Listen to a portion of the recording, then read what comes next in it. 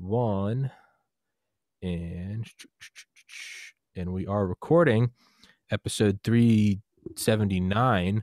The last one up on YouTube is 372. For everybody listening, it's Tuesday, March 2nd, 2021 at 1:11 p.m. Eastern time. I was suspended for a week on YouTube starting on Saturday for talking about election fraud, which I was unaware is hate speech. But, I guess every day you learn something new. But all those episodes are up on Rumble and BitChute, and that is what it is. But how would you introduce yourself? Ms. Cox? Can you hear me? Oh, yeah, sorry. I said, how about you introduce yourself? Okay, I'm here. Yep, thanks.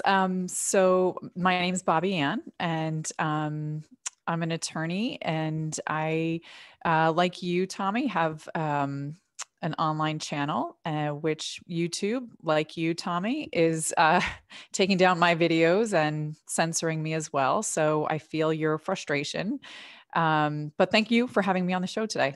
It's Absolutely. great. I'm excited to talk to you. Absolutely. And her show is All Things Lawyer. I'll put that link in the description and sticking in the top comment. Definitely go check it out, because you definitely talk about things that you can't discuss on YouTube, which for me, it's this weird back and forth in my mind, because on one hand, I truly despise not just government intervention, but anyone telling me what to do. Right. Just period. Private Catholic high school, I wasn't allowed to have hair over my ears. That's so naturally I had long hair. And as soon as I got to college and no one was telling me how I had to have my hair, I cut it short, and it's been that way for 12 years. So so when I look at, something like big tech, part of me is like, I have to stay true to what I believe in. And I think they're private companies. On the other hand, you can't be protected by Section 230, but still act as a publisher. And that's right.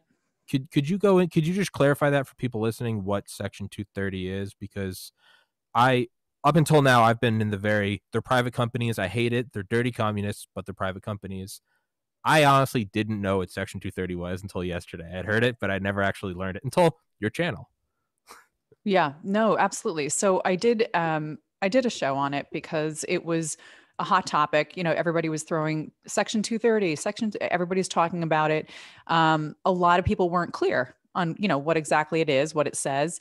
So I did a show on it where I actually broke it down, and I covered 3 specific provisions of Section 230. So it's called Section 230 because it's part of a larger law. It's a federal law, and basically it was written in 1996, the law. So you are not really supposed to look at a law and try to interpret it and apply it in real life situations unless you look at the intent of the law. So what happened with Section 230 is it was written in 1996 when the internet was a fledgling industry. It was really, really at its beginning. I don't know, you might be too young, but I remember trying to go online, and it was a dial-up. Yeah. And you literally heard like the phone dialing, right? And it took a long time. It took several minutes to load a page, of the internet onto your computer. So that's when this was written, right? There was no Facebook. There was no Google. There was no nothing really, right? There was no Instagram. There was no Gab, Parler. Like all these things didn't exist back in 1996 when they wrote the law. So it's been misapplied, and it's been twisted, and it's being used in a way that it was never intended to be used, because the legislators that wrote the law didn't imagine that, 10 years down the line or 15 years down the line, there would be these social media platforms. That really was not in if you look at the legislative history, that's not in there. So it's very specific. It basically was trying to protect companies that were going to try to expand the internet, make it something bigger than it was. Again, it was a fledgling industry. The government wanted it to flourish. So they were trying to not be too strict on how this law was interpreted, in the sense of really, they didn't want to regulate the industry, but they wanted to give some guidance, because they didn't want whoever the company was that was the platform, they didn't want them to be held liable and get sued and then be sued out of existence for people that would use it and might say something that was inappropriate, illegal, eliciting some sort of an illegal act. So it really is meant for open platforms that allow the users, you and me, we would be users, to edit the information that they want to put out there.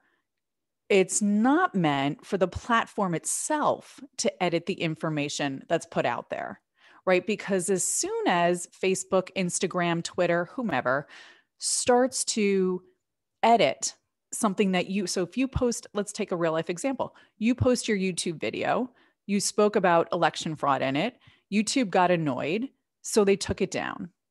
So as soon as they're taking it down, they're editing. Mm-hmm. It's like a newspaper, right? Mm-hmm. It's like the newspaper editor saying, well, you know what? I don't like this story, so I'm going to throw it in the back of the newspaper. I'm going to bury it so people don't really see it. Meanwhile, I love this story. I'm going to put it on the front page. Which is, if I can interject, which is fine for a private company that doesn't have the protection of Section 230. You can't have your cake and eat it too. Exactly. If that's what they want to do. If that's what they want to do, that's fine. And for me, that's, I think the misunderstanding, at least I had beforehand, was like, like, I like Trump. I'm right leaning, but I do, like I said earlier, I'm like, they're a private company. I didn't know that distinction where it's like, you can be that private company. You can, but just like my podcast, I choose to have you on. I edit who I want to have on beforehand. And if at any point I don't want someone's episode up, I'll give it the axe. That's fine. I'm not protected by Section 230. Right. Right? Okay, sorry. Back to you. Sorry. Yep. No, you've got it. And a newspaper. So media outlets are newspaper, television, radio, have controls, which again, I'm like you. I don't think government should have their hand in everything. I don't think everyday lives of Americans should be governed by what, the legislators want. Mm-hmm. I agree with you. But we do need some sort of safety precautions. So for example, there's another federal law, the Communications Act. It's from the 1920s, 1930s. And it's specific. This one provision specifically says you, meaning a television station, a radio station, can't prohibit a political candidate from having their advertisements on air. They have to give equal time. So if you're running for office and your opponent is up against you, you both get the same amount of time. If they sell you 5 minutes every day, they have to sell the other guy 5 minutes every day, if the other guy wants it, right? So that is because they didn't want, when radio first came out, they realized how powerful radio was going to be. And they didn't want the airwaves to only cover one candidate. So if the owner of a radio station really liked whatever candidate, they could say, oh, great, I'm going to sell you all my airtime or 90% of my airtime. And I'm only going to sell your opponent 10%. That way you get more exposure. More people are going to vote for you. The government didn't want the owners or managers of these radio stations to be able to have that kind of control. Now, there's no law that says social media has to follow the same precautions and the same rules. So as we saw with this election last year, 2020, it was so obvious that, for example, you'd read stories that Facebook would take down ads that President Trump was trying to run on Facebook, but would allow all these Biden commercials or advertisements or whatever on the platform. So, I mean, it doesn't even make logical sense. How could you be prohibiting that from happening with radios and televisions, but you're not doing it with social media, which is now probably, especially for millennials, the biggest way to get information today. A lot of people don't necessarily sit down and watch the television anymore. Yeah. I'm 30. I don't think I've, the last time I regularly watched TV was 2009. And I'm not even like a baby boomer. I'm 30. Yep. It is. Now let's just play devil's advocate. So when we look at something like, you know, like I remember like Trump talked about it a lot in like, I think it was 2016, but they're like, you're a billionaire and you didn't pay all this. And he was like, I'm taking the same loopholes that exist, that other, you know, don't hate the player, hate the game kind of. It's like, if you don't want them there, you know, it's kind of what he would say against Biden. He'd be like, you've been there for 47 years. How come you haven't closed those loopholes? Right. Let's just play devil's advocate. Are they just using existing loopholes, and can we fault private companies whose bottom line is profit? You could argue that there's political capital that doesn't have a monetary value. Are they just using existing loopholes, and can we really fault the dog for going after the car when it's like the loophole's there? Like, should we close it? And then obviously that brings up the whole, well, yes, that's what we're trying to do. Well, that's a great point. I mean, a lot of people I think would automatically say, yeah, no, I mean, it's, you know, nobody's regulating them, so they could just do whatever they want. I understand that, but I think it's gone beyond that in our society today. I think it's dangerous when you see private companies that are so large and have such a reach. When you see them teaming up with government, that's a big problem because then you're shutting out the voices of the little people. Which that's what Americans are, right? 95% of Americans are the little people. Big tech, it's an oligarchy. It's a very small number of people that control big tech. It's, and I should clarify. I think they need to be regulated. I think we need to go Teddy Roosevelt on them and break them up. I think what they're doing is infringing free speech, and they're laying the groundwork for a CCP-esque technocratic communist dystopia. Let me put that out there. The reason why, just if I may, but the reason why I say, like, I'll play devil's advocate and I'll try to defend them is because whenever I like Trump, you like Trump. We're both right-leaning. We both think big tech is bad. We both think the election was stolen. For me, it's like, if we're going to get together and like, we're not going to really challenge each other. So for me, it's like when I see my two liberal friends just kind of patting each other on the back. They're like, orange man bad, white people Nazis. And it's like, do you guys have any outside like stimuli? So let me just say, I agree with you entirely. What they're doing is disgusting. They are in bed with the government. It's an NSA wet dream. You only have 5 billionaires that you got to control, and then they control their 5 platforms. I mean, from a top-down perspective, this is they have it exactly how they want it. Just the only reason I'm, playing devil's advocate is so that there's at least some sort of like worthwhile debate, because otherwise it's just you and me. No, of course. So yeah, I agree with you. Just for the record, I agree with you. Yeah, no, of course, but that's the way it should be, right? So somebody should say something. Somebody should say something that they believe or they think or they feel, and then if somebody doesn't agree with that, they should be able to say, well, you know what, I am not sure about that, and here's why. We're not seeing that anymore today. And that's exactly, and therein lies the danger. Of course. You can't. Very dangerous. It's just a blanket, right? I've been permabanned from Reddit. I'd been on Reddit since like 2011, and I made a bunch of accounts. I got IP address banned, which I didn't know was possible. But I've been scrubbed from Reddit. I've been Alex Jonesed. So what they're doing is there's a dangerous precedent, because when we bring up things like, this is dangerous because now you're suppressing speech, and if you can suppress speech with, let's just say, you get rid of Alex Jones, we're just getting rid of Alex Jones. Well, then you get rid of Milo Yiannopoulos, and then ding, ding, ding, and next thing you know, hey, they just removed the sitting president.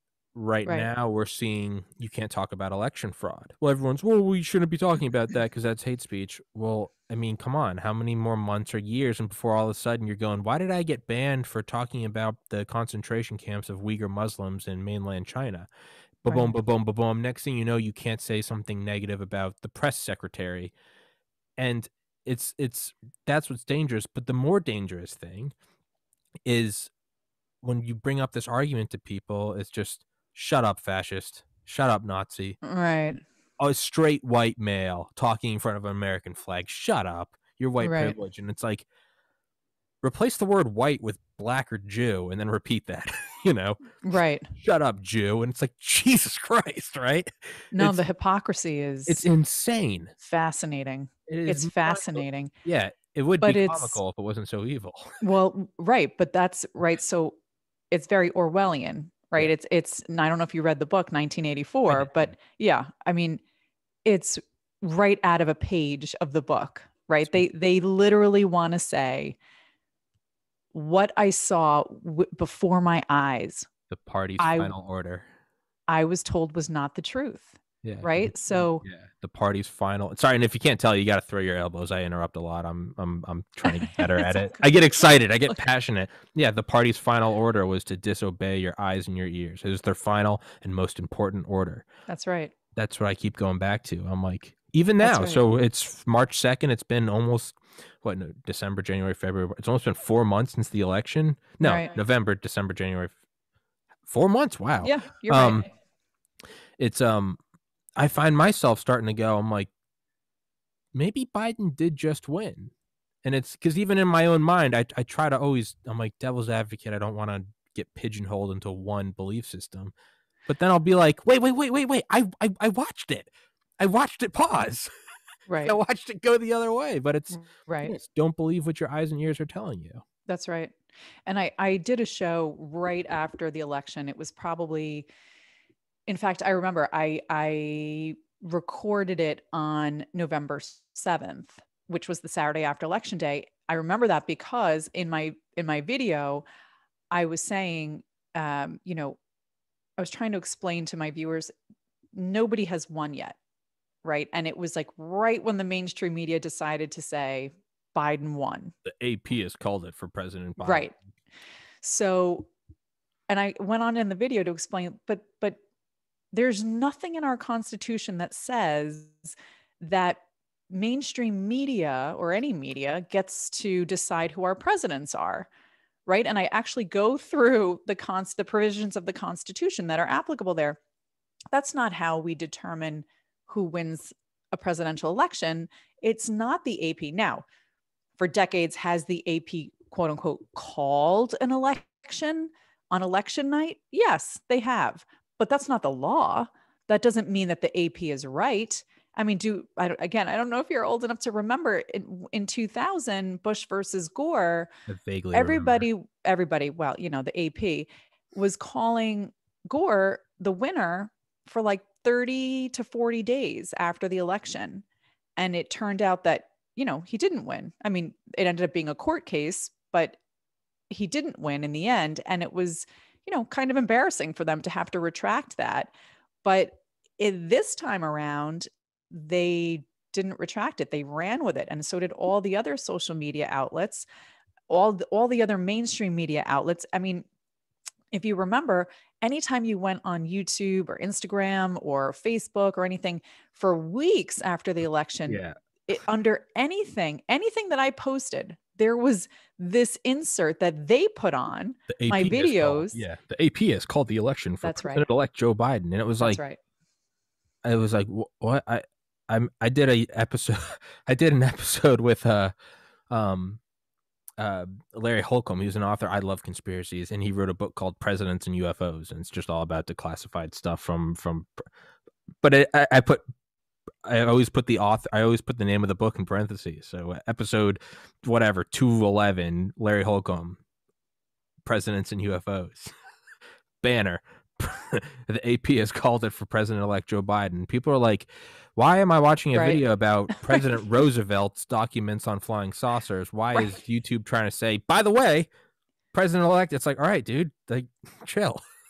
Absolutely. They were slapping it on everything. And now you can't talk about it. I don't know if you got a chance to see Mike Lindell's, he did a 2-hour documentary. I haven't watched it yet. I know I need to. Yeah, you should watch it. It's very good. It's very, you know, well done. He interviews people that are, you know, involved directly with the election and, you know, fraud and cheating and stuff. So it's very good. But that he put that up on February 5th. He posted it on his YouTube channel.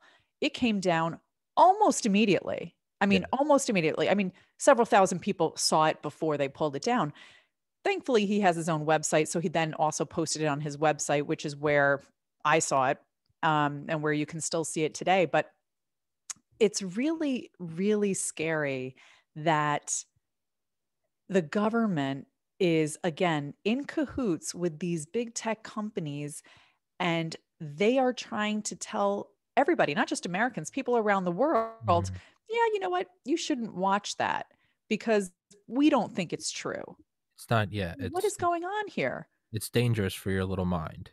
I mean, but I can't even get my head around it. The government is trying to tell us through the arm of their, I mean, really, I think social media and mainstream media has become, a political PR firm It absolutely has. right, for the Absolutely. left. So, I mean, really, who are you to tell us what to say, what to think, what to hear, what to watch, what to read? Yeah. I mean, do you remember? I mean, everyone remembers like the bakery, right? The gay bakery, and you can't deny service. It's not a private company. Apparently, you can't deny service based on. Okay, I'll take that argument. Sure, let's try to move forward. I'm not gay, but you know what? I have gay friends, and sure, all right, whatever. Let's make it so you have to sell a cake. That's okay, but that has to be applied to everyone, like Right. that in every company. And do you remember? I think it was 2017. Do you remember the pearl clutching insanity of net neutrality? If you were ever on Reddit, anyone that was on Reddit can remember it was pinned at the top of every single. I mean, there's hundreds of thousands of subreddits, basically like pages within Reddit, bowling, skiing, the Red Sox, whatever, at pins at the top of every single one. So it's the only way you can do that is like from the CEO, like that. It's just the probability of everyone. Because if you're in charge of a subreddit, a little less. If you're in charge of a subreddit, you can pin whatever you want. So let's say I had a podcast subreddit, I could pin this interview because it'd be like, hey, this is today's episode. Pinned at the top of every single subreddit was something about net neutrality. Sign this petition. You don't want private companies to be able to throttle your access to information based on their leanings. Interesting. But Trump was in office at the time. I took the stance of the private companies, and they can. So maybe this is just I'm getting my own karma. But now when it's social media platforms, it's shut up, Nazi. They're a private company, and it's like, well, Right. well, which one is it? Can they throttle our access to information? And if that's the case, that's fine, but they can't be protected by Section 230. And Right. it's the meme. I've jumped back and forth on the political. I've brought this up on the podcast before. I'm not one. I voted for Obama when I was 18. I was young and dumb. I voted for Romney in 2012 because I was pre-med and I didn't want Obamacare. I voted for Bernie in the primaries in 2016 because it was 2 years after I lost a brother to suicide, and I was like, I want free healthcare for everyone. I voted for Trump in 2020 because I was like, I think he's. But the point is I'm not like a lockstep one. I guess I don't know, one road belief system. But I mean, I remember the joke to say all that. I remember like the joke we'd make in like 2014, everyone freaking out about or whenever it was 2015, everyone freaking out about gay marriage being federally legalized. And it was, I mean, the running joke was like, if you don't want a gay marriage, just don't get one. It was like everyone that's like men are marrying. It's like, if you're not gay, don't get one. No one's forcing you to. And it was kind of this like stupid boomer, shut up. If you don't want one, don't get one. If you don't like, pot's decriminalized. If you don't like it, don't smoke it. And it was like, it was this whole, if you don't agree with it, just don't do it. It's fine. But now, if you don't like Mike Lindell's video, don't watch it. If you don't like President Trump, don't follow him. But it's not that way anymore. So it's net neutrality. Private companies can't throttle your access to information unless it's against conservatives. Okay. Bakeries, you have to serve everyone unless you're a social media platform and we don't like what you're saying. Don't get a gay marriage if you don't want one. Don't watch. Well, no, actually, no. You can't watch President Trump. He's hateful. He's coordinated hate speech. I mean, sorry, I know I'm getting revved up, but no, that's exactly what's going on. It's exactly what's going on. And the hypocrisy is so outstanding. And I don't know if people that, like to call themselves woke, they like to call themselves, progressive. I don't know if they look at what's going on and see that hypocrisy and understand that it's just, it doesn't make logical sense. You can't have, can't have two sides to the same coin. I mean, one, we can't do the, rules for thee and not for me. One law needs to be applied equally across the board. It can't really matter what your political affiliation is. It can't really matter who you voted for or didn't vote for, or whether you voted at all, right? It really needs to be, these are the laws. We've got to enforce them equally. And that's, with the whole, this whole thing of, free speech and censorship and everything, it's a complete violation of our Constitution. Mm-hmm. And I think a big problem in this country is that they don't even teach civics anymore in the schools.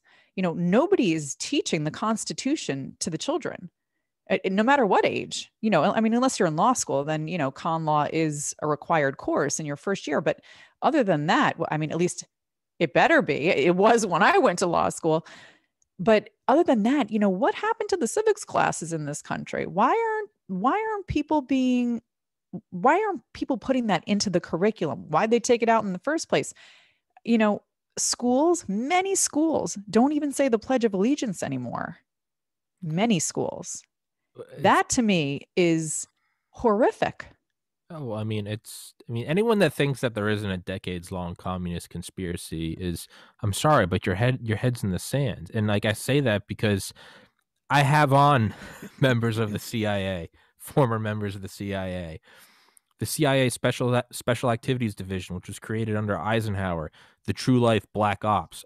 I've had on former members of there.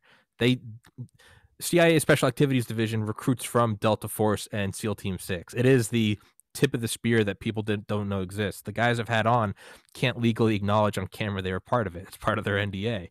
I've had them on. Wow. Whenever I bring up about, communist China, working with our media companies to sow dissent or to crush dissent and to sow strife, they laugh and they're like, they are doing that. And they're like, because we do it. They're like, I know for a fact that this is happening because I used to do that. They're like, wow. I used to, they talk, I mean, I remember going up to like a radio station, somewhere in Kabul. I mean, you literally give them you have a bag of cash and you have a gun, and it's like, hey, whichever one you want me to use, I'm going to use, but hey, you're going to start pushing this American message. Wow. It's so, and that's a whole nother philosophical discussion for another time. Is that okay or not? But we do that. So if you don't think that's happening here, I'm sorry, but you're brain dead. I think one, in my opinion, I think one of the other issues that has gotten us into this mess is that Americans aren't as worldly. We're typically raised to study our country, our culture, our history. We don't really, I mean, yes, we study, we learn about World War I and World War II. And, we do study those things, but we're not taught, I don't think, to look at other countries and other cultures on an ongoing basis, right? So I have friends in Europe and family in Europe, and they'll know everything that's going on. Not everything, but they'll know a lot about what's going on in our country. And I really can't say that I know what's going on in their country because it doesn't affect my daily life. It's not something that is in our, newspapers or social media or on our televisions or, once in a while, yes. But is it a daily thing? Absolutely not. Right. So I think that's a problem, because if we did look outside our country and we saw, especially the people that I'm going to call, closed-minded, if you see what has happened in these other countries, whether it's happening today or whether it happened 20 years ago, 50 years ago, 100 years ago, that's how we learn. Mm-hmm. I mean, we have to learn from the past, and not just our past. You have to look at other countries and what their past looks like, because that's how you learn to not make the same mistakes. Mm-hmm. Yeah. Right. It's like beating a dead horse, but it's like, man, what's like the first thing you do is like you disarm a populace. That's the very first thing you do is you disarm a populace, you make a faux enemy, and then you can steamroll whatever you'd like. And the very first thing you need to do, Che Guevara was actually called, I remember, I think it was Khrushchev told Castro to reel in Che Guevara because, quote, he's too radical. So when the communists are literally saying he's too nuts, but what Che Guevara was saying in Cuba was saying you cannot have a free press and also have a communist revolution. You cannot have open discourse. And I mean, there it is. You cannot have a free press. You cannot let it flow, because the flowing of ideas is what dissolves any overarching power structure. And Right.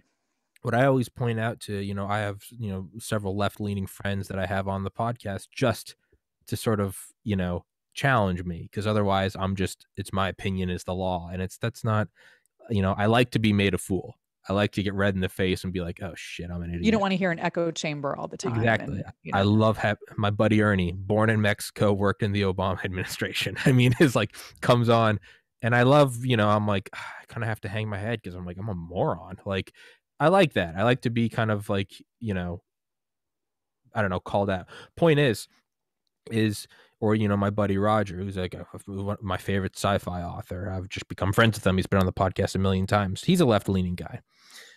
And we always talk, and it's always just a very moderate discussion about, I mean, truly just agreeing to disagree. He's not a dirty communist. I'm not a Nazi. It's just, hey, you vote Democrat, I vote Republican, whatever. The point of me saying all this is I always point out, I'm like, hey, right now, you got to censor Alex Jones, and then you got to censor Milo, and then you got to censor Trump. And now my first brush is I'm suspended from YouTube for a week. I tell them, I'm like, hey, once all of the me's are gone, and then they go one step closer and get rid of the even less conservatives, eventually you guys, Ernie, Roger, you guys are going to be the far right, because you don't think, Ernie will be, he'll be liberal, but then he'll be like, I think the U.S. military is the greatest thing in the world. He's like, capitalism is a vehicle for a total like wealth expansion. Eventually, that's going to be the far right. When Roger's like, yeah, I vote for, Medicaid for all, but no, I don't think we should be cutting off our 4-year-olds' genitals because they identify as a woman. Eventually, that's going to be hate speech. That's going to be, hey, Tommy or, Ms. Cox, hey, it's, circulating misinformation about glitches affecting the outcome of the 2020 election. You're going to be getting that email, and it's going to be 2026. You're going to be getting that email. You have been insinuating that we should not be chopping off children's testicles. And it's like, what? And then when you turn, it's just going to be everyone before you that's been censored, just kind of like, come join the party. But you know what? I think a lot of people don't think it'll get to that point. And that's so I think when you say that to somebody, they're like, no, Tommy, you're exaggerating. It's never going to get like that. Because, when I talk to people about the difference between communism, socialism, and capitalism, and I say, I've spoken to people that grew up in socialist countries or communist countries, and they described to me instances where, their uncle was taken away and jailed for a year because he said something against the government. They look at me, they're like, it'll never get like that here. That's over there. That's those crazy countries. And I'm like, okay, well, you know what? How do you think it started over there? I think it starts. It doesn't start with, all right, anyone who speaks out's going to jail. It's a very slow process. It's like, they slowly infringe on the rights of the citizens until the point where you really don't have any more rights. And if you say something that the government doesn't like, they are going to throw you in jail for a year. I read an article about a reporter. I'm not sure if he was a reporter. I think maybe he was a reporter, but he did it through memes. Like he was, always posting memes to express his. Yeah, that was your video about, and he got arrested. Yes, in Florida. And they recently, the Biden Department of Justice was going after him. They were doing their, homework and their research and their whatever. And they said, well, you know what? We have enough evidence. We're going to arrest him. They arrested him and this was for the 2016 presidential election. And they arrested him for saying that, his memes, because Tucker Carlson did a whole story on it in one of his shows. Maybe it was last month. And they said, his memes were, deterring people from voting for Hillary or something like this. I don't remember the exact allegations and charges, but come on. I mean, that is exactly what I'm talking about. I mean, that is, people think, oh, it'll be years before it'll never get that bad. It's here. It's It's here already.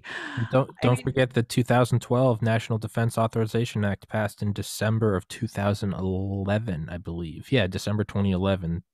2012 NDAA, look it up, anybody listening, the National Defense Authorization Act, which contained the ability for the U.S. government to detain indefinitely any U.S. citizen under no charges, and they do not have to notify your family.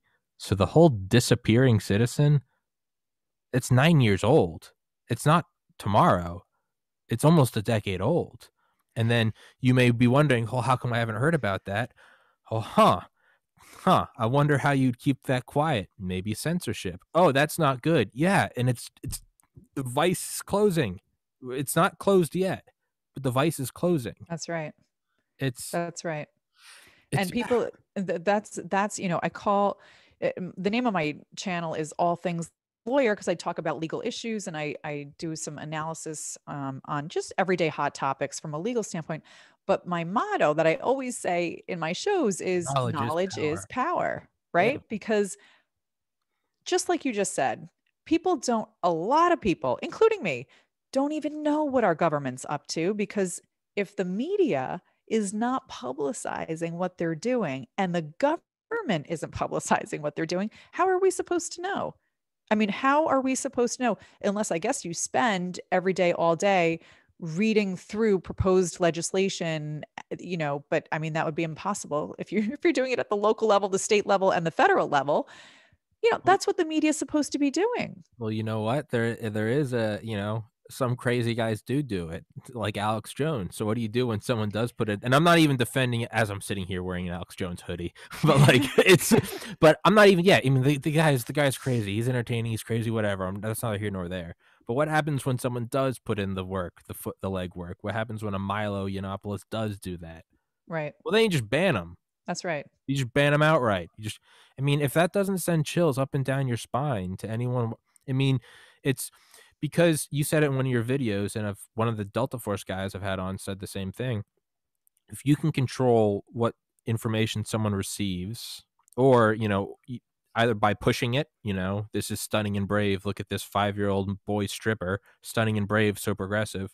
And then if you shut down this, hey, here's 1,000 affidavits about election fraud.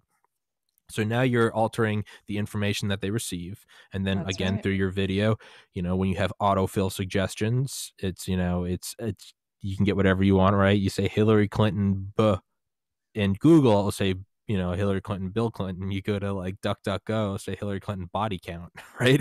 You go to any other thing, but it's like, right? It gets insane. But when you're altering information through autofill, through suggestions, and then outright limiting what they can get, you are altering the information you have to act upon. And Right. then when you censor those around you who do speak up, right? I put up a video about election fraud, and now it's wham, and I get I have 2,000 subscribers on YouTube. That's still too tiny for anyone to really notice, right? You're not doing it to a Joe Rogan. Right. It's still too tiny to notice, and other people who see that might go, oh shit, I better shut up. Well, now you're directly affecting what's the final goal is self-censorship. So now they are changing the way you act in the world. And all throughout human history, to do that, it took a gun to the back of your head. That was old school. They've stepped up their game now. Now, instead of having to have soldiers at every factory in the Soviet Union, if you don't show up to work, you get shot. Now it's very different. We just censor you. We remove you from the world. Okay, well, if you don't like it, go build your own Twitter. Okay, they did it. Okay, Amazon Web Services, Apple, and Google all coordinated to shut it down. All right. Well, you know what? These are still private companies. You don't have to use them. I don't know. I'd argue during a pandemic that whether they want to or not, they've become the public square, and now they are public services because we truly were not allowed to go out and talk. And that's what That's I've been right. saying since COVID started. As I said, what are they doing? They're shutting down the metaphorical and literal coffee shops where like revolutions are fomented. Now everything you access has to be through a screen, and when it's all through a screen, you can only go on a couple platforms. That's the end game because now we got you by the balls. We can shut down anything you say, and it has to go through here. And if you walk outside and talk in person, you're a Nazi and you're killing my grandma. It's Sorry, it's sorry for yeah. that. No, It's the way it's going. And I wasn't 100% sure, but I heard Governor Kristi Noem speaking when she did the CPAC talk over the weekend. She said, which I think is correct, that South Dakota, which that's her state, was the only state in the nation that didn't shut down. And it was the only state in the nation that didn't require masks. She wasn't doling out these, gubernatorial, like, she just said, okay, here's the information we have. I'm not going to be a dictator here. Take the information I'm giving you and decide what's best for you, what's best for your family. They didn't shutter businesses. They didn't make people stay home. They didn't make people wear masks. And I understand from, what she's saying, that South Dakota ended up having per capita the lowest numbers on their death rate. I just, she said they were warned, the experts were warning me, Fauci warned me I would have 10,000, sick people a day flooding our hospitals. And she said, on our worst day, it was about 600 or so in the hospital, so it was really, and at the time, what was the media doing? What were the other, the governors in the blue states doing? They're criticizing her. They're calling her reckless. They're calling her, misinformed, and she's going to kill people. And look how it ended up, right? Yeah. Look how it ended up. COVID is a perfect exhibit of, maybe people don't like my analogy of it starts with Alex Jones, then it goes to Milo Yiannopoulos, and then President Trump. All right, let's use a different one. 14 days to flatten the curve. Just 14. Right. It's just 14, you dirty Nazi. What was that? It's just 14 days to flatten the curve. To now it's, vaccination if you want to get on a plane. To actual COVID camps in Canada. It's slowly starting. I mean, how do you think it begins? It begins like this. Yeah, and you know what? New York actually has proposed legislation. Representative Perry from the New York City area proposed legislation that says that New York State the government could detain anybody that either has COVID or is suspected of having COVID and put them into these COVID camps. I mean, God, I hope they at least give us some badass Stars of David to stitch onto our shirts. I mean, unbelievable. Now, when I read that, I was furious, obviously. So I started reaching out to a lot of members of the New York State Legislature to say, are you guys kidding? I mean, what is your position on this bill? What I heard back from a good number of the legislators was that, nobody was really getting behind that bill. It only had, the original sponsor of the bill. Nobody was picking it up. It was only in, one chamber. It wasn't in both chambers of the legislature. And that it had been introduced before because we've had, public health emergencies before. But, I just said, I mean, the fact that somebody could even propose that is water. Just dip your toes in. Let's see how they respond. Oh my gosh. I was really upset that this is, this is kind of the straw that breaks the camel's back for me for politicians, right? Because I started to do a little digging. Once Congress passed, it was the December 28th, I believe, Congress passed the, the COVID relief bill, as they called it, which really was not about COVID relief. Yeah, it was money laundering to other nations. But oh my goodness. When I got my, wits about me and I went through the legislation and I saw what they were doing with our tax dollars. Pakistani gender studies. I did a show on it. I was like, I can't believe, where is the outrage from the American people? That's the problem I was having. The politicians prove themselves to be, They're crooked. Whores. They're whores. They've been since day one. And okay. I mean, crooked, criminal. I want to call them criminal. But where's the outrage from the American people? Where is everybody standing up saying, are you guys kidding? That's what you want to do with our tax dollars? Well, where can you get that information? Is it censored by big tech? That's right. And now you see where it becomes, it's not just, it may work for you now, moderate Democrat who may be listening. It may be in your court now. Yeah, shut up the Nazis, get rid of Trump. All right. Hey, we're all tempted by, as long as my guy wins. What happens when it comes back to you? What happens when you want to speak up about, hey, you know what? I've been out of work for 11 months and, I have a 2-year-old daughter and another one on the way. I don't think we should be sending money to Pakistani gender studies. And I certainly don't think I should be thrown in a camp because I have COVID. But I don't like, it doesn't matter. You are now, shut up, Nazi. Well, and it's also, big tech wouldn't, report on it or allow it to be spread, but neither did the mainstream media. All they focused on was, oh, how much money are the Americans going to get in their check? Oh, it's only going to be 600. Everybody thought 1,200. Trump wanted 5,000. They focus on the wrong thing, and they do it on purpose, so that people miss the point of what's behind that, right? So if they're making such a big deal about the checks going out to Americans versus where it was a $900 billion with a B, $900 billion spending bill. Billions went overseas. Not a couple thousand, not a couple 100,000, not a couple million, billions. Okay. And I want to ask if you know how much money we have in the kitty right now, because they're sending billions of dollars overseas. If any of your viewers, just take a second and think, how much money do you think the federal government has in their savings account? Well, I know, right? The last time I checked, it's $27 trillion in debt. Yes. Yeah. We have not $1. Oh, yeah. We have not $1, and they decide to send billions overseas. So what does that mean? So that means they're either going to print more money, which then continues to destroy our dollar, or they're going to borrow it. And where do you think they're going to borrow it from? China. So we get to pay back all of that money plus interest, which means our kids are going to be paying it back and their kids are going to be paying it back. I mean, these politicians have to think that we're stupid. They really do. And they're getting away with it because nobody's blowing the whistle on them. Yeah. It's infuriating. I had on an author the other week, Michael Swanson, author of The War State. And it's a really good book about the military industrial complex from like Eisenhower through, I don't know, maybe like actually kind of ended around like this. It was like a 20-year gap book. But there's this idea, and he and I talked about it on the podcast, to where I remember reading a quote somewhere. I don't remember who it was, but it was, if I owe you $1 million, I'm screwed. If I owe you $1 billion, you're screwed. Because now you got to hope to get that money from me. Yeah. Huh.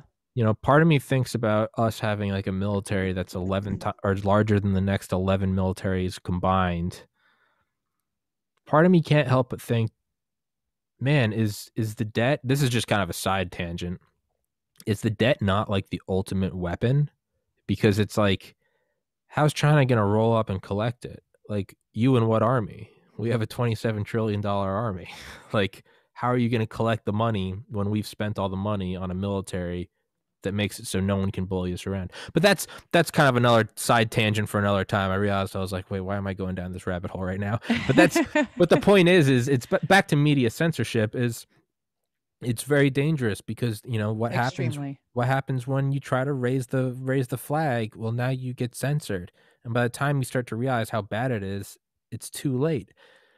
Now, I'm only 30 years old, and I try to look at things as like, I'm sure at any point in any country in history over the millennia and on every continent, I try to keep some perspective. I'm sure you and I could go to 1100s Norway, and we'd probably be talking about how corrupt the system is and it's all screwed. And it's almost like, okay, it seems like there's a somewhat constant, right? The world's always on fire. Like, it's always going to hell.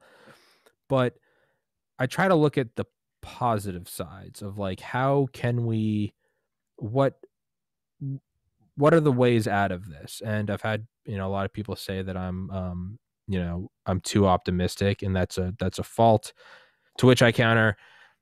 After I lost a sibling to suicide, I really did find that like I had to stay positive. That's the only way I think I'm still alive, is staying optimistic. So that doesn't mean don't be based on reality, but try to stay optimistic. So I try to look at it. So I say all that to say, how can we get out of this? Is this a phase right now? It's just like the oil companies that Roosevelt had to break up. Are we in a phase right now? And are we going to look back at this no different than the flower children of the 60s or the crack pandemic of the 80s or whatever? Or are we just in a weird, is this just remember growing up? Yeah. Remember the social media? Oh, that was a weird, man. You couldn't, or are we going down into quicksand where we can't get out? It's such a great question because so many people are asking that question. And I see a lot of the comments on my channel. Rumble is really where I put my focus and my energy because YouTube is censoring like crazy. But I think people, it's kind of split. People are discouraged because of what's going on, what happens with the election, kind of throwing their hands up in the air saying, oh gosh, we are in huge trouble here. And then there are other people that are saying, no, we have got to stand up and fight. We have got to push back. We have got to, and I really do think it is a fight. I think it is a information war, to be quite honest with you, because when people aren't told the correct information, whether it's they're not told the whole story or they're told a skewed version of the story, or they're just not allowed to hear any of the story, they start to think a certain way, which then triggers them to act a certain way, right? So an example that I was talking about with somebody recently is, the whole Google manipulation thing. I have a friend that was, she's in her 50s. She's not really tech savvy. She would just go on her phone and just look things up on her phone. Now, the phone is defaulted to use Google, right? Which I think all phones are. I think that was part of the lawsuit that the DOJ sued Google over the summer. And I have not checked the status of that lawsuit, but it was for antitrust violations. And I think one of the things was because Google made it so that you can't even delete them off phones or something crazy like that. So, she kept using Google to do searches. And we were discussing a person, and she decided to Google the person. And, of course, the top of the results was like Wikipedia's version of what this person does and is and who they are and their background. And she read it to me and I said, oh my gosh. I said, that's pure propaganda. I said, what are you reading? And she said, Wikipedia. And I said, what's your search engine? And she said, Google. I said, would you stop using that thing? I said, Google is terrible. I said, yippee.com, it's yippy.com is the one that I use. If you put your search term into yippee.com and take the same exact search term and put it into Google, you will get very different results. Yeah. I mean, very different results. And you prefaced earlier, you mentioned DuckDuckGo. Now, I used to use them. The problem I heard was that you don't realize it, but some search engines use the Google results. Yeah. Instead of producing their own results. Yeah. So, because it's just cheaper that way, and Google's so big and they've been doing it forever. So, but if you do that, so if you're using DuckDuckGo and you think you're not using Google, you might be using Google and not even realize it. Yeah, I kind of threw that out there as like a general name. When I say, I meant kind of just alternative search engine, Bing, Yippee, DuckDuckGo. Yeah. And I would say don't even just use Yippee, like you use Yippee and Google. Examine your result and go, right.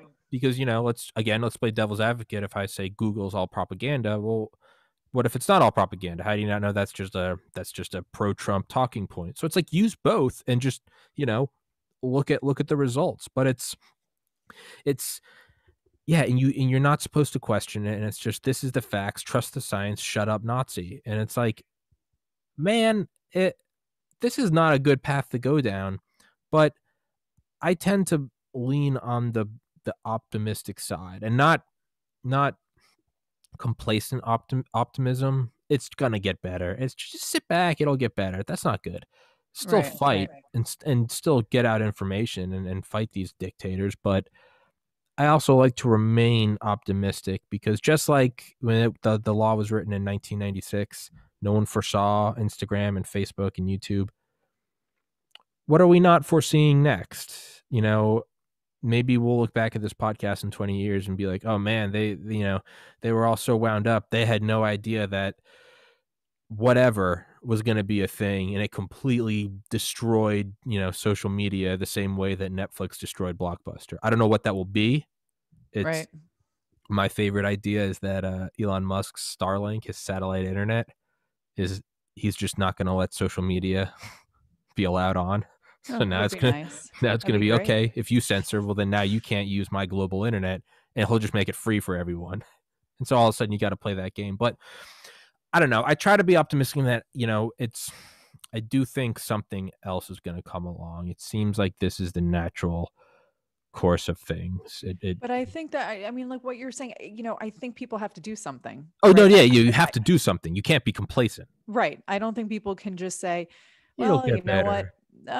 It is what it is. That's the worst line. I can't stand it when people say it is what it is. No, it's not what it is, right? Because you're not really doing anything to make it what it is, right? So, I mean, I started to look around to see, what we could do, because I'm a really big proponent of term limits for politicians. Yeah. Okay. They're a lot, people probably don't even know this, but a lot of politicians, those offices don't have term limits. I mean, everybody knows the president does. Okay. But does your governor? Not all governors have term limits. Does your city's mayor or superintendent, if you live in a town, I mean, take a look, because a lot of places don't have term limits. So when you don't have term limits, I mean, we've got Nancy Pelosi in Congress since 1984. Jesus Christ. Okay. I mean, that's come insane. On. I mean, and this isn't a Democrat or Republican thing, man. This is just, dude, no one should be there that long. Exactly. Exactly. Because I can rattle off some Republicans that have been there. Absolutely. I mean, I did an interview with you should check it out. It's the Convention of States, a great organization. I watched that one. Yeah. Okay. So in that interview, we were talking about term limits. I was interviewing the one of the directors of New York State for the Convention of States. And, we were talking about term limits and the importance thereof. And I said, let me just throw a fact on the screen about who's the longest serving politician in Congress. And it was 56 years. Jesus. Somebody served in Congress for 56 years. And then there were a ton who have served like over 40 years. I mean, it's not supposed to be a career.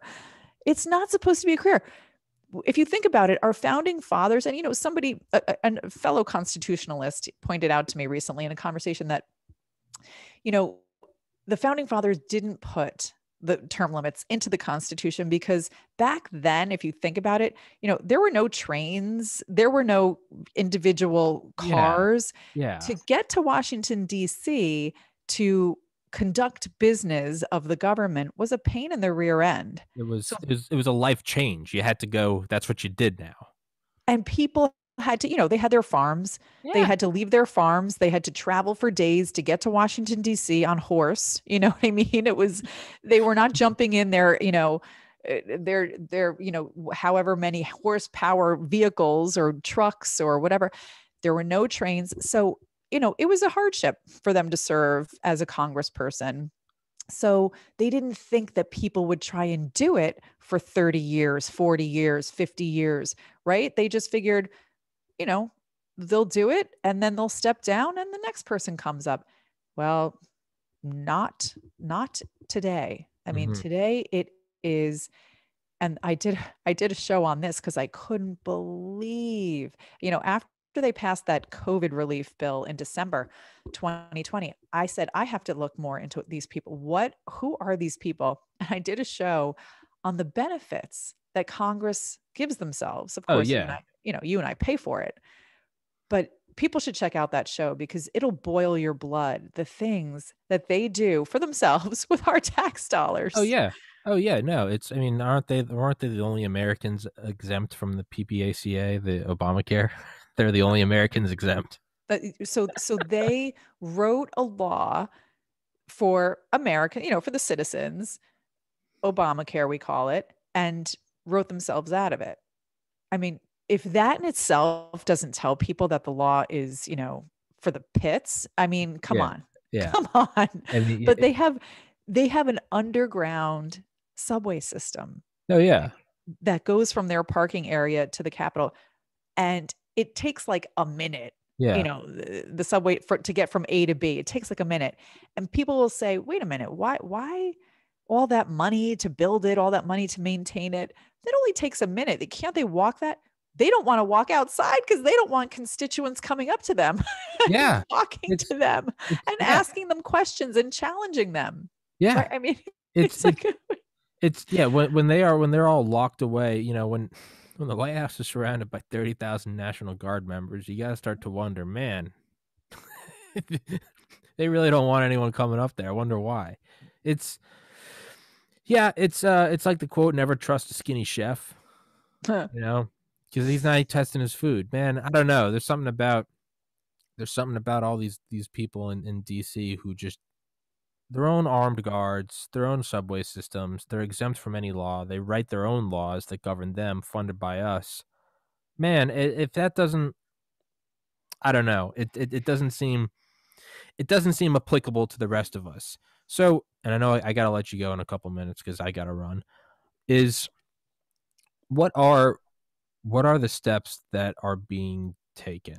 Like, is there legislation to revoke Section 230? Is there, what are the steps being taken? Like, let's be optimistic, but is there any evidence for being optimistic? Well, so under President Trump, last summer he did issue executive order, which I did cover in that show that I do on Section 230, where he was trying to start the ball rolling in having some sort of modification to Section 230. I'm going to say it probably is completely stalled at this point. Now there's a new administration. They are very pro big tech. So I can't imagine that that's going to be on the forefront right now. But I think that there are things that people can do that we kind of can work around that issue of, what is going on with Section 230. If the government's not going to regulate, what do we do? I think people don't understand the power that they have. Number one, with what social media they use. If they say 75 million, 80 million people voted for Trump, and those people stop using, social media platforms that are biased, that are censoring, that are against free speech, that's going to have an impact on those social media companies. Who you use for your cell phone servicer, where you buy your groceries, where you buy your things, your clothes, your furniture. People love to use Amazon because they say, oh, it's so convenient, it's so easy. Okay, but isn't Amazon the one that's leading the charge, or one of the ones leading the charge against free speech? Do you really want to give your money to a company that's anti-free speech? Think about that. I can proudly say that I went from spending all of my podcast equipment from Amazon in 2020. I can happily say that I stopped on a dime the day they removed Parler from AWS. Right. I can proudly say that I have not spent a penny there since they did that. Right. And that's what you have to do. That's what you have to do. We don't just vote with our voices, we vote with our pocketbooks too. So, there are websites out there that promote, Made in America, that promote companies that produce their goods in America, that employ Americans. So if that's important to you, great. Find the website and use your money, spend it on those companies, give them your patronage. We can also, I mentioned the Convention of States. People should look that up. Their website is conventionofstates.com. It is a group. It's a grassroots organization. They've been going on for 5, 6, 7 years now. They are going state by state and trying to get the states to call a convention. And it's pursuant to Article 5 of the Constitution. And if all the states, or enough states, 34 states, have to agree on having this convention, and they would have to agree on what they would want to amend to the Constitution. But if that happens, we do have the power at the state level to impose term limits on Congress, because that's one of the things that Convention of States is looking to do. They also want to limit the spending of Congress, and they want to be able to limit the reach of Congress, meaning, what Congress can legislate, what type of things in our daily lives can Congress tell us to do or not do versus the state or the local. So I think it's a great organization. I think a lot of, big name conservatives are getting behind it. And they have chapters in every state. So volunteer, go on their websites. They have a petition, sign the petition. It just tells your state representatives that you want to have a convention of states. The more people that do that, I mean, let's be real. Politicians only respond to very large groups pushing them to do something, right? Mm-hmm. If they think they're not going to get reelected, they're going to listen, right? If it's one or two voices, they're not really going to care. So go on their website, sign the petitions, support the movement. If you can volunteer, great, volunteer. They you can do phone calls, you can do email writing, you could do letter writing, you can, reach out to the legislators in your state and try to convince them to get on board, to have a convention. There's so many things you could do to volunteer and make a difference. Again, I had to go digging for that information, right? There's such suppression of information that you have to really be careful where you're getting your information. And a lot of times you have to dig for it.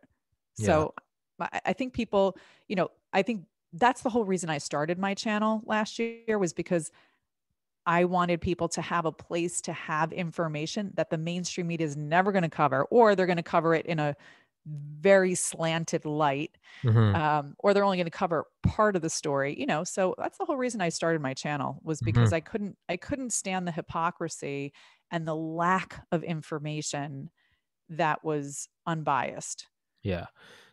I mean, the end goal for me is start like my own website. Ultimately, it's like I think that's the ultimate place you have to go, is your own website. And I don't think anything can be trusted. And then just kind of as like a side note, man, how smart were the founding fathers when they said everyone should be able to own guns? Like, I mean, seriously, the Second Amendment. When you see everything going on right now, when you see censorship, when you see COVID camps, I mean, when you see the riots of last year, 2020, I mean, how much sense does it start to make you go, oh, I might not mind having a couple 30-round mags? When you start to see how on a knife's edge society is balanced. Well, I always say this: our founding fathers put in the First Amendment to the Constitution our freedom of speech, right? That is the cornerstone of any free society, is that you can freely speak, right? You can exchange thoughts freely. And the Second Amendment is they put the right to own arms. The insurance program for the first. So, well, yeah. And freedom of religion is also, and assembly is also in the First Amendment, and that's also getting crushed. That's another show that we could talk about, but absolutely, that's also getting crushed. No, you could say that COVID knocked out assembly and practicing religion, right? Well, COVID didn't. The government did. Well, but yeah, you get with the excuse of COVID. With the excuse of COVID, I mean, it's all horseshit. But I mean, and they're coming after number one with big tech. Sooner or later, it's going to be hand in your gun, and at which point, I don't think there's any other thing but you have to fight. But hopefully, it won't come to that. And ironically enough, this whole episode, I mean, I can't upload again until Sunday. I don't think I can upload this episode on YouTube because we talked about election fraud. Well, it's not just that. They're just going to take it down because you're talking about free speech. Well, that's the thing. And that's the thing is, like, you can see real time. Let's say Rumble and BitChute didn't exist. and that's my only platform, you can see how that would affect the way I act. Self-censorship. Right. I would go, well, shit, I can't put up this episode. That's right. Thankfully for BitChute and Rumble, I can look at those and go, okay, I can. So now it'll just be, they're just going to start seeing on YouTube. It'll go from episode 378 to 380. It'll be like, hey, if you want to go see 379, go look on Rumble and BitChute. That's right. Which, I mean, I do hope that the natural flood, I do have hope in that it will, there will be a quote, almost like a brain drain from YouTube to, I think Joe Rogan, I think that was the first whole leak in the dam when he left his Spotify. Because a lot of people don't know this, is it wasn't, yes, he got $100 million, but it wasn't just that. He was saying that he was getting messages, emails, or phone calls from executives at Google.